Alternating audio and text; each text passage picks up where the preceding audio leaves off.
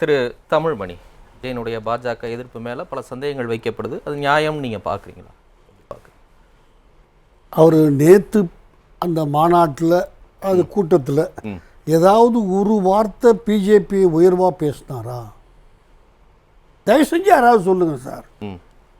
ரோட்டில் போகிறவன் ஏதோ சொன்னான்னா அதுக்கு விஜய் பதில் சொல்லணுமா? சொன்னவங்க எல்லாம் சில முக்கியமான தலைவர்கள் இல்ல. நீங்க யாரு? தயவு செஞ்சு மார்க்சிஸ்ட் கம்யூனிஸ்ட் கட்சியின் மாநில செயலாளர்கள் சொல்றாங்க. என்ன சொல்றாரு அவரு? இவர் பிஜேபி ஆதரவாளர்னு சொல்லியிருக்காரு. விஜய் ஒன்றிய பாஜக அரசு குறித்து பதுங்கி பேசுவது ஏன்? பாசிசம் பயங்கரமானது, படுகொலைக்கும் தயங்காது. அதான் நான் அப்பயே சொன்னேன். அதுதான் சார். அவரு யாரை பற்றியுமே டைரக்டாக பேச தயாராக இல்லை திரு ஜெய். இதுக்கு என்ன சொல்றாரு? கேட்பது உரிமை, கொடுப்பது கடமை. இதெல்லாம் கேட்கறது தப்பா சரியான்னு அவர் சொல்லலை. புரிஞ்சுக்குங்க. உரிமை, கடமை, இப்படி சில வார்த்தைகளை தேர்ந்தெடுத்து கடந்து போக முயற்சி பண்றார். இதுக்கு மட்டுமல்ல, பரந்தூருக்கு போனார்ல, நான் மக்களோடு தான் இருப்பேன். அந்த ஏர்போர்ட் வரணும், இல்லை வரக்கூடாது. இவ்வளோ தானங்க உங்ககிட்ட மக்கள் எதிர்ப்பாங்க. வர வேணும்னு சொல்லுங்க, நீ அதுதான் வரக்கூடாதுன்னு சொல்லுங்க. வரக்கூடாது தானே சொன்னாரு. மக்களோடு தான் நான் இருப்பேன். இல்லை, நாங்களே சட்ட போராட்டத்தை கூட நடத்துவோம், இங்கே வரக்கூடாதுன்னு சொன்னார்ல சார். அவர் அங்கேயும் யாரையும் மத்திய அரசையும் எதுக்கலை, மாநில அரசையும் எதுக்கலை. ஒரு கழுவுன மீனில் வழிவுணு விழா அப்படி வந்துக்கிட்டே தொடர்ந்து எல்லா விஷயங்கள் பாருங்க. நேற்று ஆதி அர்ஜுனா என்ன என்ன பேசினாரு? தளபதி விஜய தலைவர் விஜயா மாற்றுவோம். மாறல, நான் சொல்லலை. புரிஞ்சுக்கணும். இனிமேல் ஒவ்வொரு மக்கள் பிரச்சனையாக அவர் பேச ஆரம்பிப்பார். இன்னைக்கு வரைக்கும் பேசலை, நான் சொல்லலை. நேத்தானங்க சொல்லியிருக்காரு. ஆமாங்க, நேற்று வரைக்கும் அவர் பேசலை. என்னங்க இது? நான் தானே நானும் சொல்கிறேன். கூட இருந்து சரி. இவர் நேற்று என்ன பேசினாரு? நாங்கள் பண்ணையார் கட்சி அல்ல, ஏழை. இவரு தாங்க பனையூர் பண்ணையார் கட்சி. பனையூரில் ஒரு பண்ணை வீடு வச்சு கட்சி நடத்துறது இவரு தான். கடந்த 5-10 ஆண்டு காலத்தில் எந்த தமிழக அரசியல் கட்சியாவது இப்படி ஒரு 3000 பேருக்கு ஒரு சொகுசு விடுதியில் மீட்டிங் நடத்திருக்காங்களா தமிழ்நாட்டில்? எனக்கு வடக்கெல்லாம் தெரியாது சார். தயவு செஞ்சு சொல்லுங்க. அவரு சொல்லலாமா? நாங்கள் ஏழைக்கான கட்சி, பணக்கார கட்சி இல்லை, பண்ணையார் கட்சி இல்லை. இவரு தான் பண்ணையார். அவர் என்ன சார்? நான் அன்றைக்கே முந்தானாலே சொன்னேன் உங்ககிட்ட, இன்னும் அவர் அரசியலுக்கு வரலை. ஒத்த கையை ஆட்டிக்கிட்டு நடிகராக தான் இருக்கிறாரு. முதல்ல ரெட்டை கையை எடுத்து கும்பிட சொல்லுங்க. அவர் ஒரு அரசியல்வாதியாக மாற சொல்லுங்க.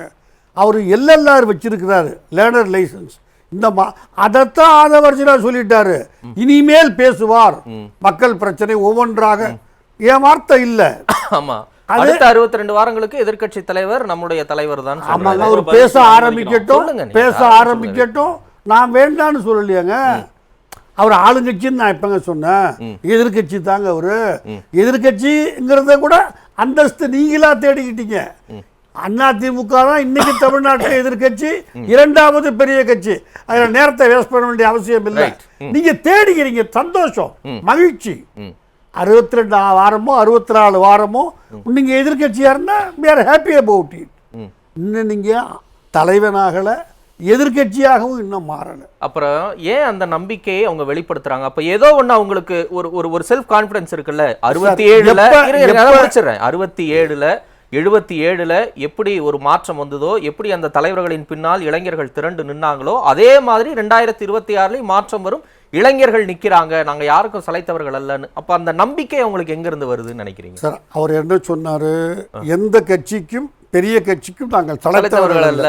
கரெக்ட், உண்மை இல்லை சார். அந்த காலம் தான் எண்ணிக்கையில தீர்மானிக்கணும். இந்த நேரத்தில் யாரும் அதை உறுதியா சொல்ல முடியாது. சரி, ஆனா அவரு புறக்கணிக்கிற அளவுக்கு சின்ன கட்சின்னு நான் சொல்லலை. சொன்னால் இந்த தேர்தலில் தவறு.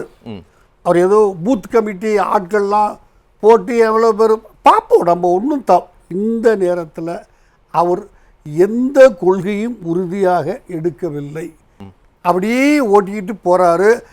அதனால்தான் கூட இருக்கவங்க சொல்கிறாங்க தளபதியிலேருந்து தலைவராக மாறிடுவார் சீக்கிரத்தில். மாறலை, அதான் அர்த்தம் அதுக்கு. இவர் எந்த விஷயத்துலையுமே அந்த விஷயத்து உள்ளே போக மாட்டேங்கிறார். ஒருவேளை ஒரு அரசியல்வாதியாக இருந்தது அது காரணமாக இருக்கலாம். இல்லைங்க, அந்த கேள்வியை ராஜ்மோகன்ட்ட வைக்கும்போது கட்சி பதிவு செய்யப்படக்கூடிய அந்த காலகட்டத்திலேயே பாஜக போன்ற மத்திய அரசை எதிர்த்து சிஏஏ குறித்து எதிர்ப்பிட்டு விட்டு போடுறாருன்னா அதுக்கு எவ்வளவு ஒரு தைரியம் வேணும்? இன்னைக்கும் நேத்தும் நான் என்ன நடந்து 62 வாரம் எதிர்கட்சியெல்லாம் சொல்றீங்களே, தலைவர் ஆயிடுவார்னு சொல்றீங்களே, தலைவர் ஆயிட்டாரா? எந்த இஷ்யூனா 3 வருஷத்துக்கு முந்தி பேசுந்த எந்த விஷயத்திலயும் ஆழமா போக மாட்டேங்கிறாரு, சுருக்கமா பதில் சொல்றாரு. கொஞ்சம் இருங்க, நான் முடிச்சிடுறேன். நீங்க பேசுகிறப்ப எதையும் பதிலே தலையிடல. அவர் கூப்பிடுறது நான் பதில் சொல்லிட்டு இருக்கிறேன். அவர் ஆங்கர்னால அவர் எதுக்கு ஸ்பெஷல் உரிமை கிடையாதுங்க. Is just an anchor. நான் அவரை பதில் சொல்றதுன்னா அனுமதிக்க கூடாது. யாரா இருந்தாலுங்க. சரியா சார், அவரு முதல்ல நான் திரும்ப திரும்ப சொல்லிட்டு இருக்கிறேன், தலைவராக அவரு மாறணும், வெளியே வரணும். இது இந்த 3000 பேர் கூட்டத்தை கூட உங்ககிட்ட பணம் இருக்குன்னு நீங்க ஒரு 50 லட்ச ரூபா செலவு பண்ணி ஒரு இடத்துல நடத்துனீங்கன்னா ஆடம்பரமா நீங்க எப்ப தலைவராகுவீங்க? அதுதான் ஆதர் சொல்றாரு. தளபதியிலேருந்து தலைவராக ஆக போறாரு அப்படின்னுட்டு. மற்றபடி இந்த அஞ்சலை அம்மாள் படத்தை வச்சுக்கிறது மன்னிச்சுங்க, இதெல்லாம் அழுத்து போச்சு. 67 திமுக ஜெயத்துக்கு இளைஞர்லாம் காரணம் இல்லைங்க. பேரறிஞர் அண்ணா பேசுனத பீச்சில் நான் கேட்டேன்.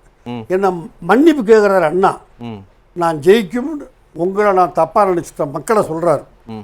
அதனால தான் நான் பார்லிமெண்ட்டுக்கு நின்னேன். முதலமைச்சர் அவருன்னு அவருக்கு நம்பிக்கை இல்லை. தயவு செஞ்சு சரித்திரத்தை மறந்து ஏதாவது 3ஆம் கிளாஸ் படிச்சுட்டு பேசக்கூடாது. அண்ணா சொன்னது இது இருக்கு, ரெக்கார்டில் இருக்கு. நான் உங்கள் மீது நம்பிக்கை வைக்கவில்லை என்ற உங்களிடம் மன்னிப்பு கேட்டுக்கொள்ளுகிறேன். ஏன் எம்ஜிஆர் எம்ஆர் துப்பாக்கியால் சுட்டார்? அது அரசியலா? இயற்கை. ஒரு மனிதன் பாதிக்கப்படுகிற போது பொங்கி வந்து எதை வச்சு அந்த போஸ்ட் குண்டடிப்பட்ட வச்சு இயற்கை ஒரு கொதித்தெழுவது. 77 எம்ஜிஆர் வெளியே அனுப்பப்பட்டாரு. அது ஒரு என்ன காரணம்? Purely personal. நான் வெளியே பேசுறது மரியாதையாக இருக்கு. எனவே அதனால இந்த காமராஜ் படம் போட்டு யார் வேணா காமராஜ் படத்தை போட்டுக்கலாம், அஞ்சலை அம்மாள் படத்தை போட்டுக்கலாம். இதெல்லாம் தயவு செய்து அந்த கட்சியினுடைய ஒவ்வொரு இஷ்யூலையும் கொள்கை என்னும் அனௌன்ஸ் பண்ண சொல்லுங்க. ரைட், நிறைவா சார். இன்னும் ஒரு அரசியலுக்கே வரலை. அவரு தன்னை திடப்படுத்தி கொண்டு ஒரு தலைவராக சார் தயவு செஞ்சு இது பிடிக்க எனக்கு. அப்புறம் தான் கோபப்பட்டா நான் மதிக்க விரும்புறேன், நான் மதிக்க அனுமதிங்க சார். இதுதான் சார் பாசிசம். இதுக்கு பேர் தான் பாசிசம். ஆமாங்க. நீங்க பதில் சொல்லுங்க. யாரு உங்க கருத்தை நான் பேசுறீங்க வரல சார். சரி, தமிழ்மணி வாங்க சொல்லுங்க சார். அவர் இன்னும் அரசியல்வாதியாகவே மாறல. ஏதோ பத்திரிகை நிருபர் திமுக கைது பண்ணிச்சு, உண்மை. பிஜேபியும் கைது பண்ணிச்சு. பவுன்சரை விட்டு அடிச்சு ஆஸ்பத்திரியில் யார் அட்மிட் பண்ணா? இது பதில் சொல்லுங்களேன் சார்.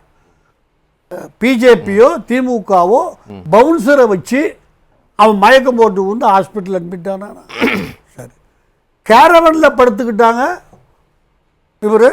மற்றவங்கன்னா நாற்காலியை தூக்கி தலையில் வச்சுக்கிட்டாங்க. 27 எல்லா டிவிலையும் காமிச்சிங்க. அது வெயில் தாங்கலை அவனுக்கு. அதனால தான் இவர் பண்ணையார் அரசியல்வாதின்னு திரும்ப திரும்ப நான் சொல்கிறேன்.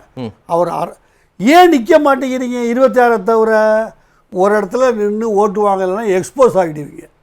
அது அந்த 26 வரைக்கும் அப்படியே 26 நின்று உங்களுக்கு ஒரு ரிகர்சல் வேணும். ஒரு எம்எல்ஏ எலெக்ஷனுக்கு கற்றுக்கணும் எப்படிங்கிறத. யாராக இருந்தாலும் அவர் இவருன்னு பேர் சொல்ல விரும்பலை. அதை நீங்கள் தயாராக இல்லை, ஏன்னா எக்ஸ்போஸ் ஆகிடுவீங்க. ஒன்றுமில்லப்பா அந்த கட்சி நின்றுச்சு ஓட்டு வாங்கல, இது 26 தேராது, அந்த எண்ணம் வந்துடக்கூடாதுங்கிறதுக்காகவே நீங்கள் 26 அப்படி வச்சு ஓட்டுறீங்களே தவிர முதல்ல ஒரு தலைவராக மாற சொல்லுங்கள். இது வரைக்கும் மாறலை. ஓகே.